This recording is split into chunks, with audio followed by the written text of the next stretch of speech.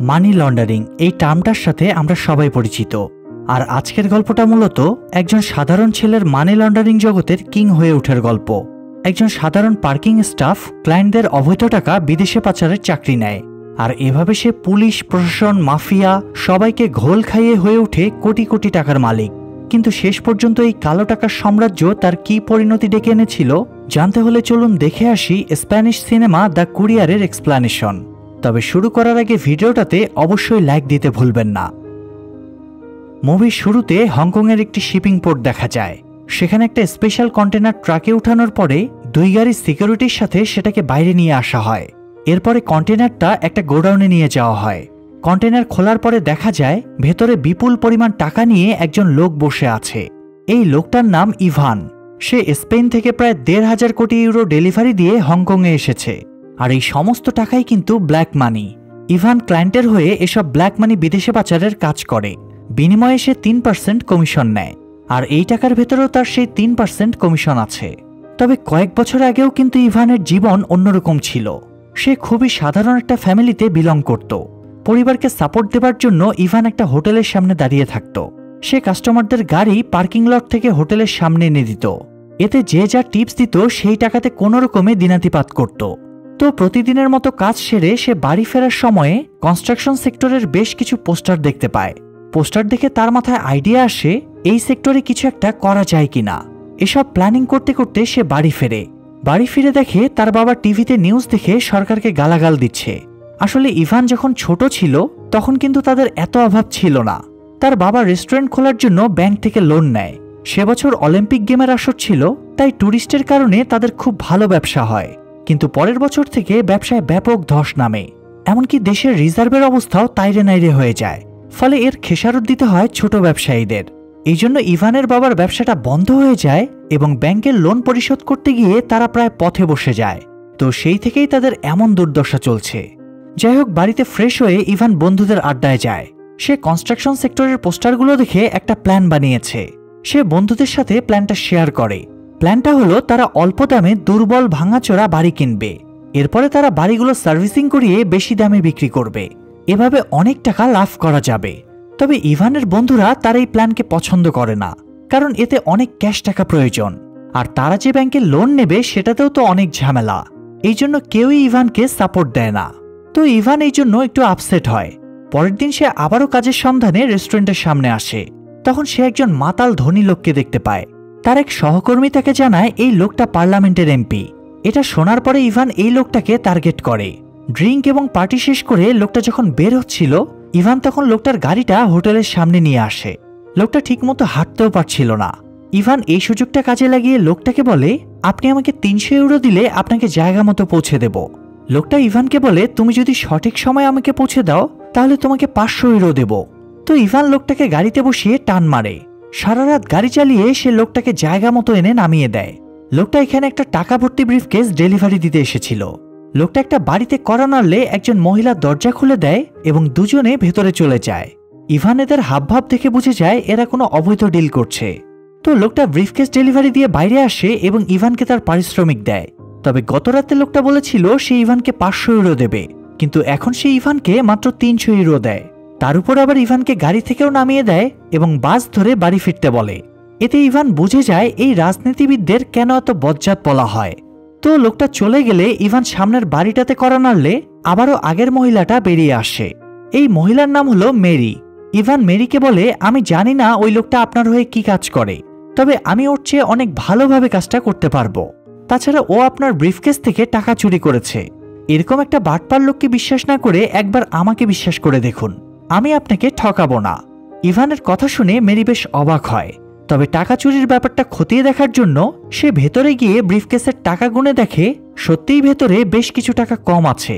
এতে সে ধারণা করে লোকটা নিয়মিত টাকা চুরি করে তাকে প্রতারণা করছে। এই জন্য সে বাইরে ফিরে এসে ইভানকে কাজের জন্য রেখে দেয় এবং জানায় প্রতিটা কাজ কমপ্লিট হওয়ার পরে ইভানকে 10,000 ইউরো করে দেওয়া হবে। তবে কি কাজ এসব বৃত্তান্ত না শুনেই সে রাজি হয়ে যায়। কাজ পাওয়ার পরে ইভানের আনন্দ আর ধরে কে। আসলে সে এখানে একটা ট্রিক্স খাটিয়েছে। ওই লোকটা যখন মাতাল হয়ে ঘুমিয়ে পড়েছিল তখন তেল পাম্পে গাড়িতে তেল ভরার সময়ে ইভান এক ফাঁকে ব্রিফকেসটা খুলে দেখে ব্রিফকেস ভর্তি টাকা। তখনই সে ওখান থেকে কিছু টাকা চুরি করে নেয় আর এখন সেই জেদ ধরেই সে ওই লোকটাকে ফাঁসিয়ে এই কাজটা হাতিয়ে নেয়। যাই হোক, ইভানকে প্রথম কাজ দেওয়া হয় একটা ঘোড়া ডেলিভারির। ইভান ফ্রান্সিসকো নামের এক লোকের বাড়িতে ঘোড়াটা ডেলিভারি দেয়। ফ্রান্সিসকো তার মেয়ে লেতিসিয়ার বার্থডেতে ঘোড়াটা গিফট করে। ইভান ভেবেছিল তার কাজ এখানে শুধু ঘোড়া ডেলিভারি দেওয়া, কিন্তু তার অ্যাকচুয়াল কাজ হলো ফ্রান্সিসকো তাকে একটা টাকার ব্রিফকেস দেবে আর ইভান সেটা মেরির কাছে পৌঁছে দেবে। তো ইভান টাকা নিয়ে ফিরছিল আর ভাবছিল কাজটা কত ইজি, কিন্তু মাঝপথে তাকে হঠাৎ পুলিশ আটকে দেয়। প্রথমে পুলিশ লাইসেন্স চেক করে, এরপরে গাড়ির ডিকি খুলতে বলে। ইভান ডিকিতেই টাকার ব্রিফকেসটা রেখেছিল। পুলিশ এতগুলো টাকা দেখে কৈফিয়ত চাইলে ইভান মিথ্যা করে বলে সে নিজের জমি বিক্রি করে এই টাকাগুলো পেয়েছে। তবে পুলিশ তার মিথ্যা ধরে ফেলে এবং মাথাটা গাড়ির সাথে ঠেসে ধরে। তখন ইভান ভোল পাল্টে উঁচু গলায় বলে, হয় আমাকে বাড়ি যেতে দাও, না হলে আমি দূতাবাসে ফোন করব, ওরা সবাই আমার পরিচিত। ইভানের রিয়াকশন দেখে পুলিশ তাকে ছেড়ে দিয়ে চলে যায়। তবে পরে ইভান জানতে পারে ওরা আসলে তার টেস্ট নিচ্ছিল। ওরা মূলত মেরির লোক ছিল। ইভান এরকম সিচুয়েশনে পড়লে কিভাবে হ্যান্ডেল করে এটা দেখতেই ওরা এই নাটকটা সাজিয়েছিল। তো ইভানের কাজের দক্ষতা এবং স্মার্টনেস দেখে মেরি খুব খুশি হয়। তাই সে ইভানকে 10,000 ইউরো পারিশ্রমিকের সাথে এক্সট্রা বোনাসও দেয়। পাশাপাশি দুজনের মধ্যে বেশ ভালো ভাব জমে ওঠে এবং সারা রাত দুজনে পার্টি করে কাটিয়ে দেয়। পরের দিন মেরি তার হাজব্যান্ডের সাথে ইভানের পরিচয় করিয়ে দেয়। মেরির হাজব্যান্ড আরেক বজ্জাত। তার বাবা ডায়মন্ড স্মাগলিং এর কিং ছিল, আর সে নিজে টাকা পাচারের চক্র চালাচ্ছে। বলা যায় মেরি আর তার হাজব্যান্ড দুজনে মিলেই বিজনেসটা চালাচ্ছে। যাই হোক, এরপর থেকে ইভান রেগুলার কাজ করতে শুরু করে। তার কাজ একটাই, ফ্রান্সিসকো তাকে টাকার ব্রিফকেস দেবে আর সে ব্রিফকেসটা ক্লায়েন্টের কাছে পৌঁছে দেবে। প্রথমের দিকে ইভানকে বেলজিয়ামের ক্লায়েন্টের কাছে টাকার ব্রিফকেস ডেলিভারি দিতে হতো, কারণ বেলজিয়াম হলো ডায়মন্ড ট্রাফিকিং এর স্বর্গ। সেখানে ব্যাংকিং সিস্টেমও খুবই ভালো, আর মাত্র 2 জন অফিসার পুরো ব্যাংকিং সিস্টেম কন্ট্রোল করত। তাই ওদেরকে ঘুষ খাইয়ে তারা ফেক ডায়মন্ড ট্রানজেকশনের নাম করে টাকাগুলো সুইজারল্যান্ডে তাদের আরেক ক্লায়েন্টের অ্যাকাউন্টে ট্রান্সফার করে দেয়। এভাবে তারা এই কালো টাকাকে সাদা বানিয়ে ফেলে। আর এই কাজে মেইন যে দালাল সে হলো ফ্রান্সিসকো। সে বেলজিয়ামের ক্লায়েন্ট আর সুইজারল্যান্ডের ক্লায়েন্টের মাঝে মিডিয়াম হিসেবে কাজ করে। কিন্তু প্রশ্ন হলো ফ্রান্সিসকো এত কালো টাকা পাচ্ছে কোথায়? অ্যাকচুয়ালি দেশের পলিটিশিয়ান, ব্যবসায়ী থেকে শুরু করে সব দুর্নীতিবাজ লোকের সাথে ফ্রান্সিসকোর ভালো রিলেশন ছিল। বিশেষ করে কনস্ট্রাকশন সেক্টরের সাথে যারা যুক্ত তাদের কাছ থেকেই বেশি টাকা পাওয়া যেত। এরা নিজেদের কালো টাকা সাদা করার জন্য ফ্রান্সিসকোকে দেয়, আর ফ্রান্সিসকো ডায়মন্ড ট্রাফিকিং এর নাম করে এই টাকাগুলো সাদা করে দেয়। বিনিময়ে ফ্রান্সিসকো মোট টাকার উপরে 3% কমিশন নেয়। এই জন্য অনেকে তাকে মিস্টার 3% বলেও ডাকে। তো যাই হোক, পরের বছর ইভানকে জেনেভাতে টাকা ডেলিভারির কাজে দেওয়া হয়। সে 14 মিলিয়ন ইউরো নিয়ে জেনেভাতে গিয়ে একটা রেস্টুরেন্টে ম্যারির সাথে দেখা করে। ম্যারি জানায় তারা আর বেলজিয়ামে টাকা পাচার করতে পারবে না, এখন থেকে তারা সব টাকা জেনেভাতেই পাচার করবে। তারা কথাবার্তা বলছিল, তখন একজোড়া কাপলের হাসাহাসিতে তারা বিরক্ত হয়ে যায়। ইভান খেয়াল করে এই কাপলের বয়সের ডিফারেন্স অনেক বেশি, মানে আমাদের কাপড় বিক্রেতা টনি আর তার এক্স হাজব্যান্ড সাদাতের মতো। ছেলেটার তুলনায় মেয়েটার বয়স অনেক কম। মেরি বলে ছেলেটার ব্রিফকেসে যা আছে তাতে যে কোনো মেয়ে তার জন্য পাগল হয়ে যাবে। তো আলোচনা শেষ করে মেরি ইভানকে একজন লোকের সাথে দেখা করাতে নিয়ে যায়। এই লোকটা একজন আইটি এক্সপার্ট। সে কালো টাকা সাদা করার জন্য একটা উপায় বের করেছে। প্রথমে তারা ব্ল্যাক মানি, মানে স্পেনের কারেন্সি যেহেতু ইউরো, তাই ইউরো দিয়ে তারা ডায়মন্ড কিনবে। এরপরে যেসব জায়গায় ডলারের কারেন্সি আছে সেখানে ডায়মন্ডগুলো ডলারের দামে বিক্রি করবে এবং টাকাগুলো সুইজারল্যান্ডের সুইস ব্যাংকে রেখে দেবে। মানে ধরেন আপনি ঢাকা থেকে 1 লাখ টাকার ডায়মন্ড কিনলেন, এরপরে ইন্ডিয়া বর্ডারে গিয়ে 1 লাখ রুপিতে ডায়মন্ডগুলো বিক্রি করে দিলেন। এভাবে কালো টাকা সাদা হয়ে গেল। আর তারা যেহেতু টাকাগুলো সুইজারল্যান্ডের ব্যাংকে রাখবে, তাই স্প্যানিশ সরকার তাদের কোনোভাবেই ধরতে পারবে না। আবার তারা যদি ধরা পড়েও যায় তবুও বলতে পারবে এগুলো ডায়মন্ড বিক্রির টাকা।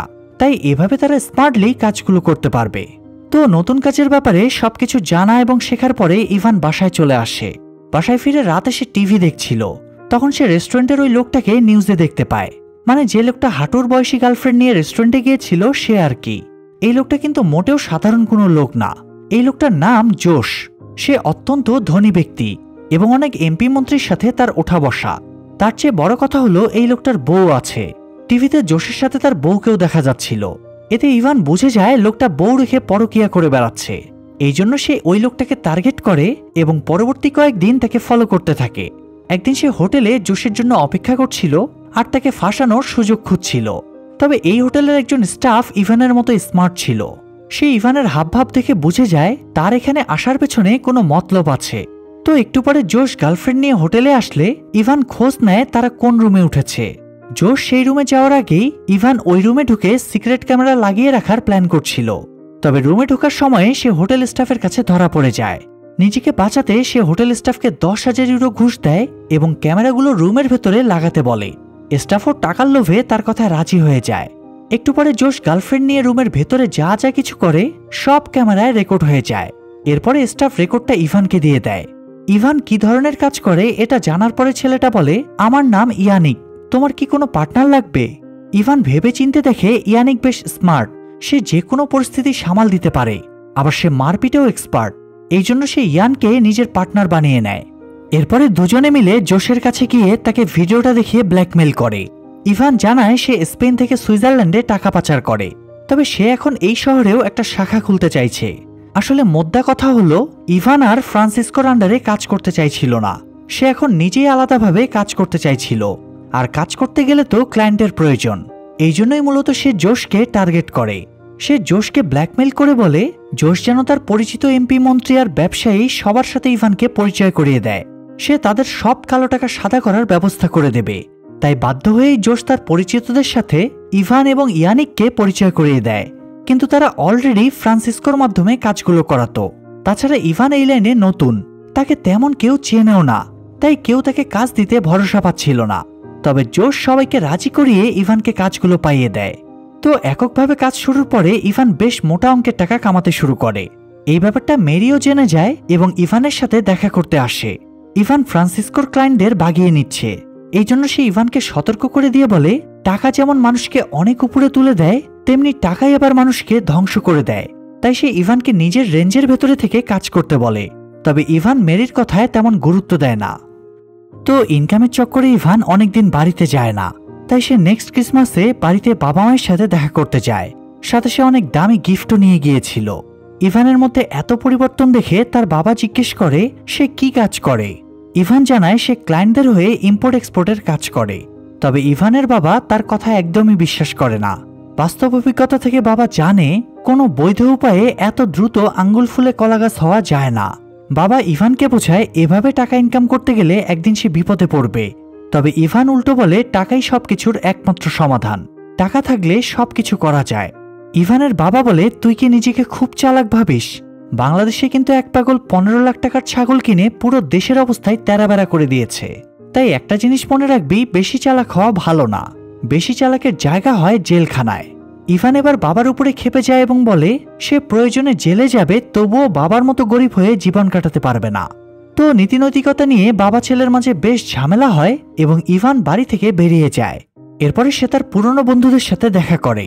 বন্ধুরা এখন কি করছে জানতে চাইলে তারা জানায় তারা এখন ইভানের কনস্ট্রাকশন প্ল্যান অনুযায়ী কাজ করছে। তারা ব্যাংক থেকে লোন নিয়ে পুরনো বাড়ি কিনে সেগুলো সারিয়ে ডাবল দামে বিক্রি করছে। লাভের টাকায় তারা একটা নতুন গাড়িও কিনেছে। তবে সে সময় তারা ইভানের প্ল্যানকে পাত্তাই দেয়নি, আর এখন ওরা সেই প্ল্যানেই ইনকাম করছে, অথচ ইভানকে কিছু জানায়ও নি। এই জন্য ইভান কিছুটা আপসেট হয়। তবে সে ওদেরকে কিছু না বলে শুধুমাত্র শুভকামনা জানিয়ে চলে আসে। তো যাই হোক, মার্ভেলাতে ফিরে এসে সে আবারও কাজে লেগে পড়ে। একদিন সে জোশের পার্টিতে অ্যাটেন্ড করে। তবে এই পার্টিতে কারা আসছে যাচ্ছে সেটা আবার দুজন পুলিশ অফিসার নজর রাখছিল। পার্টিতে ইভানকে দেখে পুলিশ কমিশনার তার অ্যাসিস্ট্যান্টকে ইভানের ব্যাপারে ডিটেলস বের করতে বলে। অ্যাসিস্ট্যান্ট জানায় ইভান রিসেন্টলি জোশের হয়ে কাজ শুরু করেছে, তবে তার অতীতের কোনো ক্রাইম রেকর্ড নেই। কমিশনার বুঝে যায় ইভান এই দুনিয়ার নতুন পাপী। তো এই পার্টিতে ফ্রান্সিসকো এবং তার মেয়ে লেতিসিয়াও এসেছিল। ইভান যথাসম্ভব ফ্রান্সিসকোর থেকে দূরে থাকার চেষ্টা করছিল। তবে লেতিসিয়াকে সামনে পেয়ে ইভান তার সাথে ভাব জমানোর চেষ্টা করে। কিন্তু এ সময় ফ্রান্সিসকো সেখানে চলে আসে এবং ইভানকে থ্রেট দিয়ে বলে, তুমি আমার ক্লায়েন্টদের কেড়ে নিয়েছ, তোমার ইনকামের চক্করে আমার অনেক লস হয়ে যাচ্ছে, তাই সময় থাকতে শুধরে যাও, আমি এখানে কোনো কম্পিটিশন চাই না। ইভান ফ্রান্সিসকোর থ্রেট শুনে কোনো রিয়াকশন করে না, বরং সে চুপচাপ ইয়ানিককে নিয়ে বেরিয়ে আসে। তবে রাস্তায় তাদেরকে ফ্রান্সিসকোর লোকেরা আটকায় এবং বেদম পেটায়। মার খাওয়ার পরে ইভানের হুঁশ হয় এবং বুঝতে পারে পানিতে থেকে কুমিরের সাথে শত্রুতা করা যাবে না। তাই সে সোজা ফ্রান্সিসকোর কাছে যায় এবং অফার দেয় ইভান যা ইনকাম করবে ফ্রান্সিসকোকে তার 20% কমিশন দেবে। তবে ফ্রান্সিসকো 30% কমিশন চায়। আর শেষ পর্যন্ত তারা ডিল করে এই বছরে তারা ফ্রান্সিসকোকে 30% হারে কমিশন দেবে, তবে পরের বছর থেকে 20% হারেই কমিশন দেবে। তো দুই পক্ষ ডিল ফাইনাল করার পরে ফ্রান্সিসকো আরেকটা ব্যাপারে ইভানকে সতর্ক করে দেয়। ফ্রান্সিসকো জানতো ইভান একটা বজ্জাত, এই জন্য সে ইভানকে তার মেয়ে লেতিসিয়ার কাছ থেকে দূরে থাকার নির্দেশ দেয়। ইভান শর্ত মেনে নিয়ে বেরিয়ে যায়। এরপর থেকে সে ফুল দমে কাজ শুরু করে। নেক্সট 2-3 বছরে সে বলা যায় টাকার পাহাড় জমিয়ে ফেলে। ছোটলোক যখন হুট করে অনেক টাকার মালিক হয়ে যায় তখন তার আচার আচরণও অনেক চেঞ্জ হয়ে যায়, তার ভেতরে অহংকার জেগে ওঠে। ইভানের বেলাতেও সেম অবস্থা হয়। ইভানের পাত্তা না পেয়ে একদিন ম্যারি তার সাথে দেখা করতে আসে। যেই ম্যারির লেজ ধরে সে এই লাইনে এসেছিল সেই ম্যারিকেই সে অপমান অপদস্থ করে। ম্যারি চুপচাপ সব সহ্য করে নিয়ে বলে তার হাজব্যান্ড একটা ইনফরমেশন পেয়েছে, গোপনে ফ্রান্সিসকোর ব্যাপারে পুলিশ ইনভেস্টিগেশন করছে, তাই ফ্রান্সিসকোর সাথে যারা জড়িত আছে পুলিশের কাছে সবার ব্যাপারেই তথ্য আছে। বাই চান্স যদি পুলিশ ফ্রান্সিসকোকে ধরে ফেলে তাহলে তারা সবাই ফেসে যাবে। ম্যারি মূলত এই ব্যাপারটাই ইভানকে জানাতে এসেছিল, আর কথাটা জানিয়ে সে চলে যায়। ম্যারির কথাগুলো শোনার পরে ইভান বেশ বিচলিত হয়ে পড়ে। পরবর্তী কিছুদিন সে খেয়াল করে একটা গাড়ি তাকে ফলো করছে। সে সহজেই বুঝে যায় এরা আন্ডারকভার পুলিশ, এই জন্য সে এর থেকে বাঁচার একটা উপায় ভাবতে থাকে। সে যেহেতু অনেক স্মার্ট তাই এই পরিস্থিতি হ্যান্ডেল করারও একটা উপায় পেয়ে যায়। এই জন্য সে সোজা কমিশনারের কাছে যায় এবং বাজিয়ে দেখার চেষ্টা করে পুলিশ তার ব্যাপারে কতটুকু জানে। তবে কমিশনার ইভানের ব্যাপারে প্রায় সবকিছুই জেনে গিয়েছিল, তাই সে কমিশনারের সাথে একটা ডিল করে। সে ফ্রান্সিসকো এবং তার ক্লায়েন্টদের ব্যাপারে তথ্য দেবে, বিনিময়ে পুলিশ থেকে এই ঝামেলা থেকে প্রোটেক্ট করবে। কমিশনার রাজি হয়ে গেলে ইভান ফ্রান্সিসকোর সব তথ্য জানিয়ে দেয়। পাশাপাশি তার উপরে যাতে ফ্রান্সিসকো বা অন্য কেউ সন্দেহ না করে এই জন্য প্রথমে সে তার পার্টনার ইয়ানিককে দূরে সরিয়ে দেয়। এরপরে সে লেতিসিয়াকে তার সাথে বিদেশে ট্যুর দেওয়ার প্রপোজাল দেয়। লেতিসিয়া যেহেতু এমনিতেই ইভানের উপরে দুর্বল ছিল তাই সেও কিছু না ভেবে রাজি হয়ে যায়। এরপরে ইভান লেতিসিয়াকে নিয়ে কয়েকদিনের জন্য ট্যুরে চলে যায়। সে লেতিসিয়াকে বিভিন্ন গিফট এবং সারপ্রাইজ দিয়ে বিজি রাখছিল, আর ততদিনে পুলিশ জোশ, ফ্রান্সিসকো সহ তার ক্লায়েন্টদের গ্রেফতার করে নেয়। একদিন হোটেলে বসে লেতিসিয়া টিভির নিউজে বাবার গ্রেফতারের খবরটা জানতে পেরে অস্থির হয়ে যায়। সে দ্রুত ব্যাগপত্র গুছিয়ে বাড়ি চলে আসে। ইভানও তাকে আটকায় না, কারণ তার স্বার্থ তো হাসিল হয়ে গিয়েছে। আহা, পুরুষ বড় বেইমান রে। যাই হোক, এটাই বাস্তব, হা হা হা। তো এরপরে ইভানও দেশে ফিরে আসে এবং ম্যারি আর তার হাজব্যান্ডের সাথে দেখা করে বলে এখন ফ্রান্সিসকো জেলে আছে, তাই পুরো ফিল্ড ফাঁকা। এই সুযোগে যদি সে ফ্রান্সিসকোর সব ক্লায়েন্টের কাজগুলো হাতিয়ে নেয় তাহলে সে একাই মানি লন্ডারিং জগতে রাজ করতে পারবে। তবে ম্যারি এবং তার হাজব্যান্ড বলে এখন পরিস্থিতি গরম, পরিস্থিতি ঠান্ডা না হওয়া পর্যন্ত তাদের আন্ডারগ্রাউন্ডে চলে যাওয়া উচিত, না হলে তাদেরও বিপদে পড়ার চান্স আছে। পরিস্থিতি ঠান্ডা হলে তারা আবারও ফিরে এসে কাজ শুরু করতে পারবে। এরা যেহেতু এই লাইনে অনেক অভিজ্ঞ, তাই এবার ইভানের মনে হয় এদের পরামর্শ মেনে নেওয়া উচিত। এই জন্য সে ইয়ানিককে ডেকে নিয়ে মাদ্রিদে চলে যায়। পরবর্তী কয়েক মাস তারা পার্টি মস্তি করে কাটিয়ে দেয়। একদিন সে দুই পাশে দুটো পরী নিয়ে শুয়েছিল। এ সময় সেখানে হঠাৎ লেতিসিয়া চলে আসে এবং ইভানের আসল রূপটা দেখে ফেলে। সে তখনই ইভানের সাথে ব্রেকআপ করে চলে যায়। ঠিক ওই সময় আবার ইভানের মায়ের ফোন আসে এবং জানায় যে ইভানের বাবা মারা গিয়েছে। ততদিনে পার্টি আর নেশাপানি করে ইভানের সমস্ত টাকাও ফুরিয়ে গিয়েছিল। আবার পুরো দেশে তখন অর্থনৈতিক সংকটও দেখা দেয়। তাদের বেশিরভাগ টাকা আসতো কনস্ট্রাকশন ফিল্ড থেকে। দেশের অর্থনৈতিক সংকটের কারণে নতুন নতুন বিল্ডিং তৈরি হওয়া বন্ধ হয়ে যায়, ফলে কালো টাকার জোগান না থাকায় ইভানের ইনকামও বন্ধ হয়ে যায়। এই জন্য শেষ পর্যন্ত সে আবারও বাড়ি ফেরার সিদ্ধান্ত নেয়। তাই সে কাঁথা কম্বল গুছিয়ে বাড়ি ফিরে আসে। বাড়ি ফেরার পরে সে আবারও নতুন কোনো বিজনেস আইডিয়া খুঁজে বেড়াচ্ছিল। একদিন সে বন্ধুদের সাথে আড্ডা দেওয়ার সময় 3 জন সন্দেহজনক লোককে দেখতে পায়। ইভান ধারণা করে এদের পিছু নিলে হয়তো কোনো কাজের সন্ধান পাওয়া যেতে পারে। এই জন্য সে লোকগুলোকে ফলো করে এবং বুঝতে পারে এরাও মানি লন্ডারিং চক্রের সাথেই যুক্ত। তবে ওদের ভেতরে একজন বুঝে ফেলে ইভান ওদেরকে ফলো করছে, তাই সে একটা স্টিক দিয়ে ইভানের গাড়ির কাচ ভেঙে দিয়ে তাকে থ্রেট দেয়, তাকে যদি আবারও আশেপাশে দেখা যায় তাহলে ডিম থেরাপি দেওয়া হবে। থ্রেট শুনে ইভান শিওর হয়ে যায় সে ঠিক জায়গাতে এসেছে। এরকম একটা গ্যাংই তো তার দরকার। তো এদের ব্যাপারে বিস্তারিত খোঁজ নেওয়ার পরে সে জোশের কাছে যায়। জোশ জানায় এই গ্যাংয়ের লিডার হলো ইয়াও মিং। সেও মানি লন্ডারিং জগতের কিং, পাশাপাশি সে মাফিয়া গ্যাংও চালায়। সে স্পেন থেকে চীনে টাকা পাচার করে, তবে তার টাকা পাচারের সিস্টেম একটু ওল্ড ফ্যাশনের। সে এখনও খেলনার ভেতরে, ড্রেসের ভেতরে করে টাকা পাচার করায়, ফলে প্রায় সময় কাস্টমস এবং এয়ারপোর্টে তার লোকেরা ধরা পড়ে যায়। তাই ইভান যদি তাকে টাকা পাচারের বেটার কোনো পদ্ধতি দেখাতে পারে তাহলে ইভান শিওর তার হয়ে কাজ করার সুযোগ পাবে। আসলে হারাম টাকা যার পেটে একবার যায় সে আর এই নেশা ছাড়তে পারে না। এই জন্য ইভান ইয়াওমিং এর সাথে কাজ করার সিদ্ধান্ত নেয়। তবে তার আগে সে ম্যারির সাথে দেখা করতে যায়। সে ম্যারিকে ব্যাপারটা জানালে ম্যারি প্রথমে দ্বিমত জানিয়ে বলে এই মুহূর্তে স্পেনে টাকার ক্রাইসিস চলছে, তাছাড়া পুলিশের তৎপরতাও অনেক বেশি, তাই তাদের জন্য এই বিজনেস অনেক রিস্কি হয়ে যাবে। তবে ইভান বলে তারা সুইজারল্যান্ডের ক্লায়েন্টের কাছ থেকে স্পেনে টাকা নিয়ে আসবে, এরপরে ইয়াওমিং এর মাধ্যমে কালো টাকাগুলো সাদা করে চীনে পাচার করবে। এভাবে তারা 3% কমিশন নিয়ে নিজেদের বিজনেস চালিয়ে যেতে পারবে। তো এরপরে ইভান ম্যারিকে নিয়ে ইয়াওমিং এর কাছে গিয়ে প্রপোজাল দেয়। ইভান সহজেই মানুষকে পটিয়ে ফেলতে পারত, তাই ইয়াওমিংও তার সাথে ডিল করতে রাজি হয়ে যায়। এরপরে ইভান ইয়ানিককে ফোন করে ডেকে নেয় এবং আবারও আগের মতো তারা কাজ শুরু করে দেয়। তাদের বিজনেস বেশ ভালোই চলছিল। একদিন ইভান আর মেরি রেস্টুরেন্টে বসেছিল, তখন সেখানে ফ্রান্সিসকো এবং লেতিসিয়া চলে আসে। ফ্রান্সিসকো জাজকে টাকা খাইয়ে কেসটা ডিসমিস করে দিয়েছে। তবে ফ্রান্সিসকোর কথার ধরনে বোঝা যায় ইভান তাকে জেলে পাঠিয়েছিল, এটা সে জেনে গিয়েছে। এছাড়া ইভান লেতিসিয়াকেও ঠকিয়েছে, এই জন্য ফ্রান্সিসকো ইভানের উপরে প্রতিশোধ নিতে চাইছিল। তবে ফ্রান্সিসকোর আগেই একজন আইটি টেকনিশিয়ান তাদের ক্ষতি করে দেয়। এই আইটি টেকনিশিয়ান সুইস ব্যাংকের সমস্ত সিক্রেট অ্যাকাউন্টের লিস্ট ফাঁস করে দেয়। এই লিস্টে ইভান এবং ম্যারির সমস্ত ক্লায়েন্টের অ্যাকাউন্টও ছিল, তাই এরা দুজনও পুরোপুরি ফেঁসে যায়। ম্যারি বলে তাদের এখনই আন্ডারগ্রাউন্ডে চলে যেতে হবে, এই জন্য তারা পালানোর জন্য বেরিয়ে পড়ে। কিন্তু পুলিশ অলরেডি তাদের ফলো করছিল। তবুও ইভান পুলিশের চোখ ফাঁকি দিয়ে পালানোর চেষ্টা করে, কিন্তু ইভান এবং ম্যারি পথে ইয়াওমিং এর লোকদের হাতে ধরা পড়ে যায় এবং ওরা তাদেরকে তুলে নিয়ে যায়। ইয়াওমিং সন্দেহ করছিল ইভানই পুলিশের কাছে ইনফরমেশন লিক করেছে। ইভান বোঝানোর চেষ্টা করে সে পুলিশকে কিছুই জানায়নি। তবে যেহেতু ইভান আগেও সেম কাজ একবার করেছে, তাই ইয়াওমিং তাকে বিশ্বাস করছিল না। ইয়াওমিং ইভানকে মেরেই ফেলবে, তখন ইভান প্রপোজাল দেয় সে ইয়াওমিং এর সব টাকা চীনের হংকংয়ে পাচার করে দেবে, এমনকি সে নিজ দায়িত্বে টাকাগুলো হংকংয়ে নিয়ে যাবে। ইয়াওমিং এর হাতে টাকাগুলো পাচারের আর কোনো সুযোগ ছিল না, তাই সেও ইভানকে লাস্ট একটা সুযোগ দেয়। ইভান চেয়েছিল এই ডেলিভারির পরে তারা যা কমিশন পাবে তাই দিয়ে সে আর মেরি বাকি জীবনটা কাটিয়ে দেবে। এসব অবৈধ লাইনে তারা আর থাকবে না, তাছাড়া এই দেশ থেকে তারা সহজে সেফ এক্সিটও পাবে না। তাই টাকার সাথে যদি ইভানও চীনে চলে যায় তাহলে সেখানে নতুন জীবন শুরু করতে পারবে, কারণ ওখানে তো আর কেউ তাকে চেনে না। তো তারা টাকা পাচারের জন্য ইভানের কথা মতো কন্টেনার লোড করে। ইভান কন্টেনারের ভেতরে লুকিয়ে থাকে। এখন তার দায়িত্ব হলো এই 1500 কোটি প্লাস ইউরো হংকংয়ে পৌঁছে দেওয়া। তো এরপরে তারা যাত্রা শুরু করে। তারা কিভাবে হংকংয়ে কন্টেনারটা নিয়ে যায় সেটা মুভিতে দেখানো হয়নি, তবে তারা সফলভাবে হংকং পোর্টে কন্টেনারটা নিয়ে যায়। মানে আমরা মুভির প্রথম দৃশ্যে যেই শিপিং পোর্টের সিনটা দেখেছিলাম আর কি। তো কন্টেনার গোডাউনে নিয়ে আসার পরে ইভানও ভেতর থেকে বেরিয়ে আসে।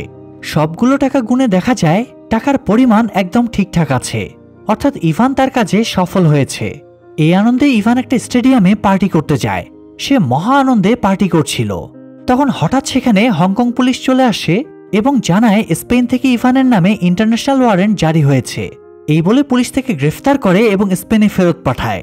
ইভান যেই কমিশনারের কাছে ফ্রান্সিসকোর তথ্য লিক করেছিল সেই মূলত তার কেসটা লিড করছিল। সে কমিশনারকে 1 মিলিয়ন ইউরো ক্যাশ ঘুষের অফার দেয়। তবে কমিশনার খুব সৎ এবং নিষ্ঠাবান ছিল, তাই সে ইভানের অফার রিজেক্ট করে দিয়ে বলে ইভানের অন্তত 20 বছরের জেল হবে। ইভান যদি দেশের বেস্ট লয়ারকেও হায়ার করে তবুও তাকে মিনিমাম 15 বছর জেল খাটা লাগবে। এটা শুনে ইভান ক্ষেপে যায় এবং বলে সে 48 ঘন্টার ভেতরেই ছাড়া পাবে।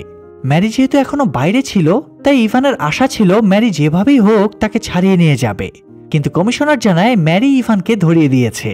আসলে ম্যারি নিজের জীবন বাঁচানোর জন্য ইভানের সমস্ত তথ্য পুলিশকে দিয়ে দিয়েছে। এটা শোনার পরে ইভানের মন সম্পূর্ণভাবে ভেঙে যায়। একটু পরে ইভানকে যখন কাস্টডিতে নিয়ে যাওয়া হচ্ছিল তখন সে ম্যারিকে বেরিয়ে যেতে দেখে। ম্যারি এমন রিয়াকশন দিচ্ছিল যেন সে ইভানকে চেনেই না। ইভানও বুঝতে পারে আরেকজনের জন্য গর্ত খুললে নিজেকেও সেই গর্তে পড়তে হয়। সে যেভাবে ফ্রান্সিসকোর সাথে প্রতারণা করেছিল একইভাবে ম্যারিও আজ তার সাথে প্রতারণা করল। যাই হোক, নেক্সট কিছুদিন প্রচুর ধরপাকড় চলে এবং মানি লন্ডারিং এর সমস্ত সিন্ডিকেট ভেঙে যায়। এর কিছুদিন পর একজন রিপোর্টার এসে ইভানের সাক্ষাৎকার নেয়। ইভান এতদিনে বুঝতে পেরেছে তার বাবা ঠিকই বলেছিল, বেশি চালাক লোককে শেষ পর্যন্ত জেলেই যেতে হয়। সে তার বাবার কথাটা সাক্ষাৎকারে বলে এবং সবাইকে সতর্ক করে দেয় কেউ যেন টাকার লোভে না পড়ে। টাকার লোভ মানুষকে ধ্বংস করে দেয়। আর এই সুন্দর পরামর্শের মধ্য দিয়ে মুভিটা এখানেই শেষ হয়ে যায়। প্রিয় দর্শক, অবৈধ ইনকামের মাধ্যমে যতই টাকার পাহাড় বানানো হোক না কেন, এই টাকার চাপে একদিন তাকে ধ্বংস হতে হবে। সৎ ব্যক্তিকে আল্লাহ পছন্দ করেন, তাই তার আপদ বিপদও তিনি দূর করে দেন। তাই সৃষ্টিকর্তার উপর বিশ্বাস রেখে আমরা সৎ পথে উপার্জনের চেষ্টা করব, তাহলে কোনো বিপদই আমাদের ছুঁতে পারবে না। তো যাই হোক, গল্পটা ভালো লাগলে ভিডিওতে লাইক কমেন্ট করুন আর পরবর্তী ভিডিও দেখার জন্য চ্যানেলটা সাবস্ক্রাইব করে বেল বাটনটা অল প্রেস করে রাখুন। সবাই ভালো থাকবেন, সুস্থ থাকবেন, আল্লাহ হাফেজ।